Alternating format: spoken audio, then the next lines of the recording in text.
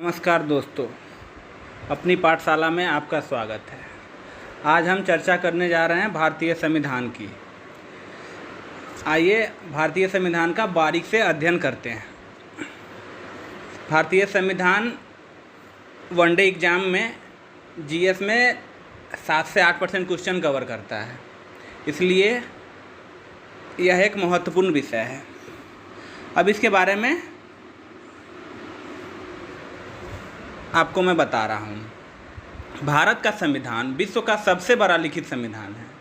इसकी विशालता का सबसे प्रमुख कारण केंद्रीय तथा प्रांतीय दोनों सरकारों के गठन तथा उनकी शक्तियों का विस्तृत वर्णन है। भारत के मूल संविधान में कुल 395 अनुच्छेद, 8 अनुसूचियाँ तथा 22 भाग थे। वर्तमान में अनुसूची की संख्या 12 है और 9वीं अनुसूची प्रथम संविधान संशोधन 1951, 10वीं अनुसूची 52वां संविधान संशोधन 1985 और 11वीं अनुसूची 73वां संविधान संशोधन 1952 तथा 12वीं अनुसूची 74वां संविधान संशोधन 1992 द्वारा संविधान में जोड़ी गई है। किंतु संविधान के भागों और अनुच्छेदों में संशोधन मूल संख्याओं में कोई परिवर्तन न करते हुए किया गया है। अतः आज भी न्यूमेरिकल वैल्यू में देखेंगे तो अनुच्छेद 395 है तथा भाग 22 हैं, किंतु गणना की दृष्टि से वर्तमान में अनुच्छेद की संख्या 465 एवं भाग 25 है। 465 मतलब जैसे 395 टोटल है, अब उसमें A, B, C, D करके जोड़ा गया है, तो टोटल अनुच्छेद की संख्या 465 है। अमेरिका के संविधान में केवल 7 अनुच्छेद हैं और कनाडा के संविधान में 147 अनुच्छेद हैं। ऑस्ट्रेलिया के संविधान में 128 तथा अफ्रीका के संविधान में 253 अनुच्छेद हैं। सर आइवर जेनिंग्स ने भारतीय संविधान को विश्व का सबसे बड़ा एवं विस्तृत संविधान कहा है। अब आइए संविधान के भाग 1 के बारे में चर्चा करते हैं। संविधान का भाग 1 जो है वो क्या कहता है? संविधान का भाग 1 कहता है कि संघ और उसके राज्य क्षेत्र, the union and it's territory, ये संविधान का भाग 1 कहता है। अब संविधान के भाग 1 में 4 अनुच्छेद हैं। अनुच्छेद 1 से 4 तक संविधान के भाग 1 में हैं। तो अब एक एक कर इसका चर्चा करते हैं। अब अनुच्छेद 1 क्या है ये देखिएगा। अनुच्छेद 1 के अनुसार भारत राज्यों का एक संघ है, मतलब ए यूनियन ऑफ स्टेट, मतलब भारत राज्यों का एक यूनियन है।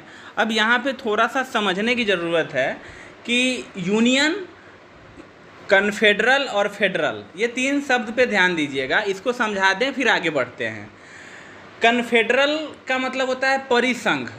तो परिसंघ क्या होता है, कन्फेडरल क्या होता है? कन्फेडरल में क्या होता है कि छोटे छोटे राज्य अपनी थोड़ी थोड़ी शक्ति केंद्र को दे देती है, इसको कन्फेडरल कहा जाता है। ये बहुत ही कमज़ोर होता है, ये इसमें कभी भी कोई राज्य केंद्र से अलग हो सकता है।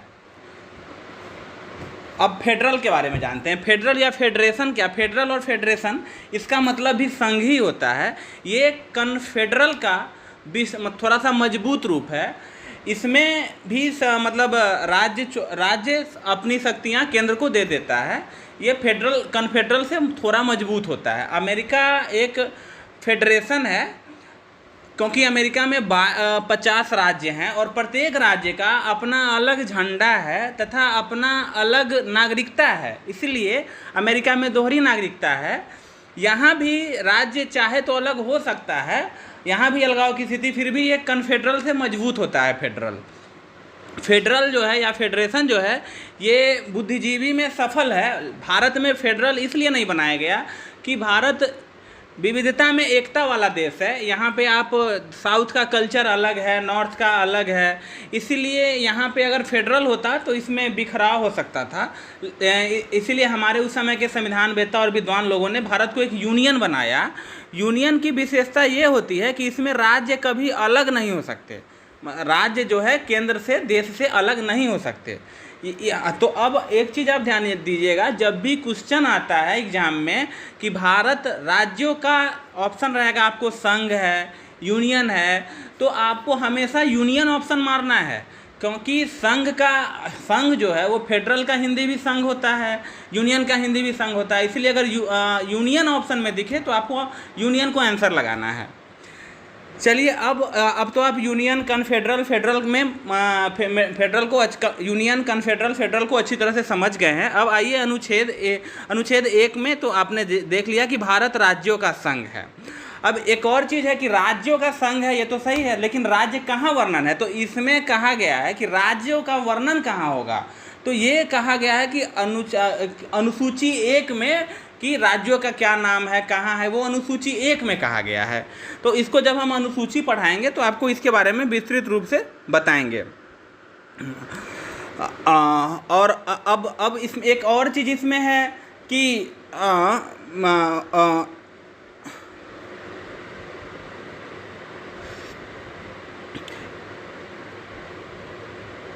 अनुसूची 1 में है कि भारत राज्यों और उसके राज्यों क्षेत्र को विनिर्दिष्ट करती है, मतलब कि किस राज्य का क्या नाम है ये विनिर्दिष्ट करती है। 2 में राज्यों के राज्य क्षेत्र, अनुसूची 1 में ब्रिटिश संघ राज्य क्षेत्र तथा अन्य राज्य क्षेत्र अर्जित है। अब इसमें एक चीज़ और कहा गया है कि ये जो राज्य जो होंगे वो कितने कैटेगरी के हैं ये कहा गया है। तो इसमें कहा गया है कि एक होंगे राज्य, दूसरा होंगे यूनियन टेरिटरी जिसको हम केंद्र शासित प्रदेश बोलते हैं, और तीसरा एक है अर्जित क्षेत्र।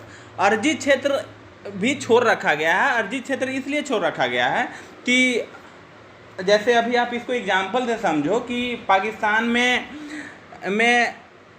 मुझे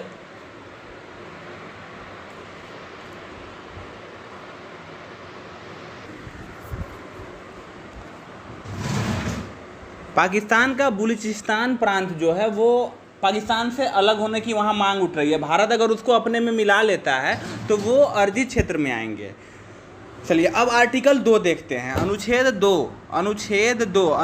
2 में क्या कहा गया है इसको देखिए। अनुच्छेद 2 ये कहता है कि संसद को संघ में नए राज्यों के प्रवेश या स्थापना करने के लिए विधि बनाने का अधिकार है। नए राज्यों के गठन तथा वर्तमान राज्य ये इसका अधिकार है।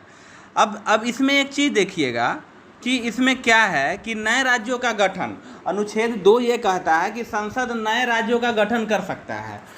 अब जैसे क्या है आप इसको भी एग्जाम्पल से समझिए कि सिक्किम जो है वह 1975 से पहले एक स्वतंत्र राज्य था। सिक्किम 1975 से पहले एक स्वतंत्र राज्य था। तो सिक्किम के जस्ट ऊपर तिब्बत है। तिब्बत में चीनियों ने अधिकार कर लिया और वहाँ पे तिब्बत के लोगों के साथ ऐसा किया कि अगर तिब्बत के एक परिवार में 5 लोग हैं तो वो पांचों को अपने अलग अलग प्रांतों में रख दिया, एक जगह इकट्ठा नहीं रहने दिया, जिससे तिब्बत में तिब्बतियों की संख्या कम गई और विरोध की आवाज़ दब गए। तो ये देख के उस समय की सिक्किम ने केंद्र भारत सरकार से कहा कि हम आप में सम्मिलित होंगे, लेकिन आप चीन जैसे तिब्बत के साथ कर रहा है वैसा तो मेरे साथ नहीं करेंगे। तो उस समय कहा गया कि नहीं, भारत तो वसुधैव कुटुम्बकम वाला देश है, यहाँ पे तो सबका स्वागत होता है। तो 1974 में इसके लिए अनुच्छेद 2 के ए अनुच्छेद 2 के ए जोड़ा गया और 35वां संविधान संशोधन करके 1974 में सिक्किम को सह राज्य का दर्जा दिया गया। और सिक्किम जब भारत में सह राज्य के तौर पे शामिल हुआ तो जब यहाँ उसने देखा कि भारतीयों हमारे साथ अच्छा व्यवहार कर रहे हैं, हमें फील नहीं होता है कि हम अलग हैं, तो फिर उसने कहा कि ठीक है अब हम भारत में मिल गए हैं। तो फिर से अनुच्छेद 36वां संविधान संशोधन करके 1975 में सिक्किम को 22वां राज्य के रूप में भारत में पूर्णतः सम्मिलित कर लिया गया। तो इसका मतलब ये है कि किसी विदेशी राज्य को भारत में अगर लाना हो तो उसको हम अनुच्छेद 2 के तहत लाते हैं। अब आर्टिकल 3 क्या कहता है इसको देखिएगा। आर्टिकल ये कहता है कि अनुच्छेद 3 के अनुसार संसद किसी नए राज्य का गठन या किसी वर्तमान राज्य के क्षेत्र, सीमा या नाम में परिवर्तन कर सकती है। और ये दोनों के लिए अनुच्छेद 2 और 3 इस दोनों में क्या है कि हम राष्ट्रपति को बता देंगे कि हम इस राज्य के साथ ऐसा करने जा रहे हैं, मतलब राष्ट्रपति को करने से पूर्व सूचना दे दी जाएगी। तो अब अनुच्छेद 3 ये कह रहा है कि साधारण बहुमत से किसी नए राज्य का गठन या उसके नाम में, सीमा में, क्षेत्र में परिवर्तन कर सकते हैं। अब इसका भी एग्जाम्पल आप देखिए कि मध्य प्रदेश 2000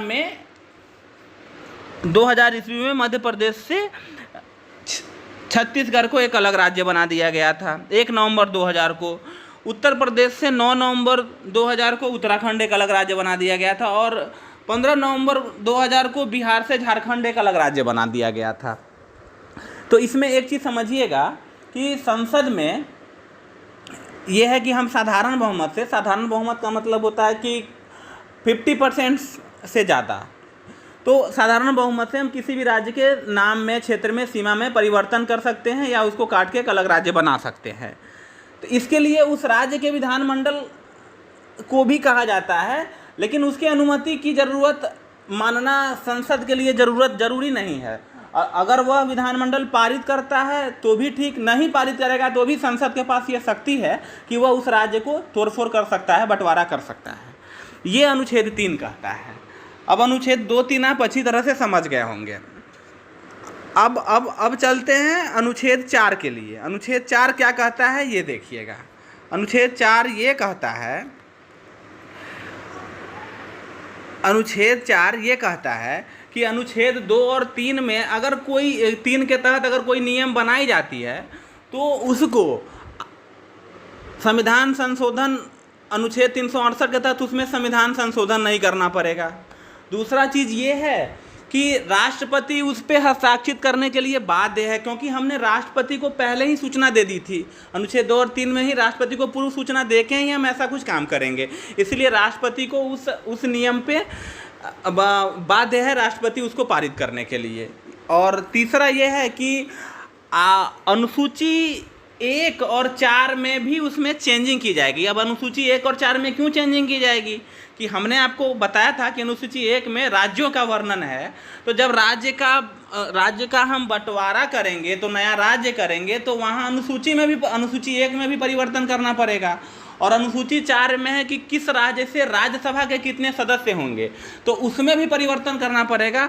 तो यही 3 चीज़ कहता है अनुच्छेद 4 कि अगर हम 2-3 के अनुसार अगर कोई विधि हम बनाते हैं तो वह संविधान संशोधन, उसके लिए संविधान संशोधन नहीं करना पड़ेगा, राष्ट्रपति उस विधि पे हस्ताक्षर करने के लिए बाध्य है। और तीसरा यह है कि अनुसूची 1 और 4 में चेंजिंग करनी पड़ेगी। तो इस प्रकार से आपका भाग 1 खत्म हुआ। अब मिलते हैं अगले क्लास में, तब तक के लिए जय हिंद,